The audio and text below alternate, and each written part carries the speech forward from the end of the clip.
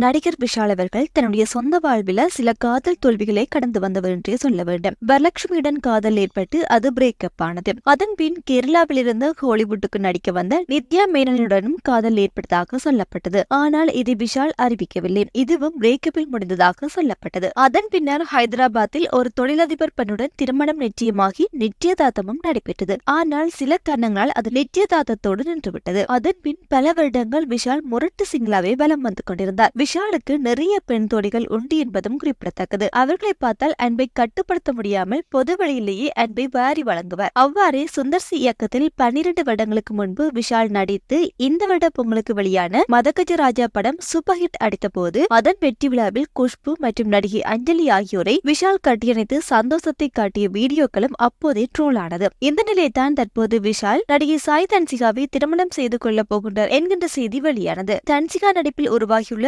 ஜோகிடா பட ஆடியோ மற்றும் ட்ரெய்லர் வெளியீட்டு விழாவில் சாய் தன்சிகாவை காதலிப்பதாகவும் வருகின்ற ஆகஸ்ட் 29 இருவரும் திருமணம் செய்து கொள்ளப் போவதாகவும் அறிவித்திருந்தார் விஷால். அப்போது விஷால் மற்றும் தன்சிகா ஜோடிக்கு சினிமா துறையைச் சேர்ந்த பலரும் மேடையில் ஏறி வாழ்த்துச் சொன்னார்கள். அதில் நடிகை ரேகா நாயரும் ஒருவர். தனக்கு வாழ்த்துச் சொல்ல வந்த ரேகா நாயரை கட்டியணித்து நெற்றியில் முத்தமிட்டு அன்பை காட்டியிருந்தார் விஷால். அதேபோல் சாய் தன்சிகாவுக்கும் தலையில் முத்தம் கொடுத்து அன்பை காட்டினார். ரேகா நாயருக்கு விஷால் முத்தம் கொடுத்ததை சரியாக புரிந்து கொண்டால் அதில் தவறு எதுவும் இல்லை. ஆனால் சிலர் இதை விமர்சிக்க தொடங்கிவிட்டனர். விஷால் இதுபோல பல விமர்சனங்களுக்கும் பல ட்ரோல்களுக்கும் மத்தியில் தாண்டி வந்தவர்தான் என்று ஒரு சிலர் கூறி வந்தாலும் இனியாவது திருந்தங்களின் விஷால் என்று கூறி ஒரு சிலரும் கருத்துக்களை கூறி வரும் நிலையில் நேர்களே தற்போது வெளியாகி இருக்கின்ற இந்த கருத்து குறித்த உங்கள் கருத்துக்களை கமெண்ட் வாயிலாக தெரிவித்துக் கொள்ளுங்கள்.